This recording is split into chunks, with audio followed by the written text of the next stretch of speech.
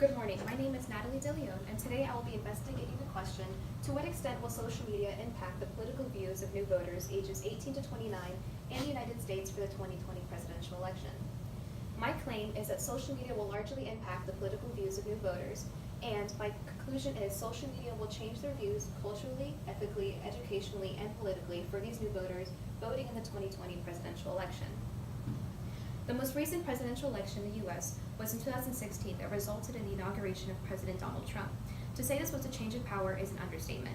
Whether you were disappointed or excited for this new age of the presidency, you cannot argue the fact that more problems have arose, such as the Mueller case and the building of the Mexico-U.S. border controversy, since Trump. The public has been very vocal about their opinions on these issues and the cultural issues that they create. This, most recently, has been done through social media or news outlets. But before there was social media, people had a more, what millennials would call, unconventional way of communicating. Martin Luther King Jr. was one of the most influential public figures to spread their word and have influences on culture in U.S. history before the creation of social media. In this photo, he is seen speaking to a very large crowd with just a microphone, just like politicians today. However, in his letter from Birmingham jail, as provided by the stimulus, he is addressing cultural issues without the use of Twitter or Instagram to help him. In the early years of social media, cultural issues were spread by platforms such as MySpace, Blogger, and other platforms such as AOL. Nowadays, Twitter, Instagram, and Snapchat are the main stars of the show. Just as equally, the ages to which these platforms target to have grown to include all ages and all people, even politicians. The U.S.'s current President Donald Trump, is the largest culprit of this. His largest and most popular form of communication through social media is Twitter. With platforms such as Twitter, Instagram, and even Snapchat, there isn't much of a limit as to what a user can and cannot post. This includes politicians. It's the mere reason why Donald Trump can say and make promises to millions of actions to millions of people without repercussions from the company. For example, President Trump tweeted this during his campaign. "There is great unity in my campaign, perhaps greater than ever before. I want to thank everyone for your tremendous support, be Crooked H," when referring to his Democratic Party, Hillary Clinton. Even after becoming president, his character online hasn't changed much, saying things such as, "The fight against ISIS starts at our border. At least 10 ISIS have been caught crossing the Mexican border. Build a wall." Social media and the movement of ideas, as provided in the stimulus, discusses the transformation of social media and the effects it has had on societal ethics. The author claims sites such as Facebook and Twitter have no editors, and users are expected to edit inappropriate or inaccurate content. This collaborative process demonstrates the challenge to traditional hierarchies. This is important because individuals communicate their own interpretations amongst themselves rather than rely on the accounts of their leaders, religious or political. New voters use these same platforms to inform themselves on the political world. Depending on which platform the user uses the most, their opinions or votes may lean to that of the platform itself, or at the very least, the opinions of those that they follow. They do not fact-check the news that they are seeing on social media, and this can create ignorance in the voting booth. A more recent example of this is that of the Mueller report, also known as the Special Counsel investigation. During the case, U.S. law enforcement investigated the amount of involvement Russia had in the 2016 election. The case itself is surrounded by a surplus of ethical issues. Now, imagine all this information, false or not, the public is presented. In the photo behind me, one only has to search up Mueller report in the search bar to receive a headline, related articles, and related searches about the topic. Data from the American Press Institute shows that 74% of all Twitter users use this application to check the news on a daily basis. 40% of the 74% use Twitter for any news regarding the Mueller report. Now let's look at this from a different perspective, one of a Democrat or Republican who doesn't follow the same political view of their family circles.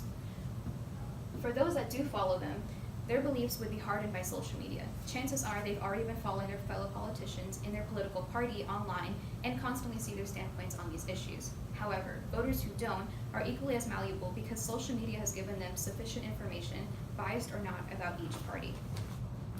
In an NBC News interview, Kristen Olson, who comes from a Republican household, says the actions of President Trump's administration was the straw that broke the camel's back for many, many Republican voters.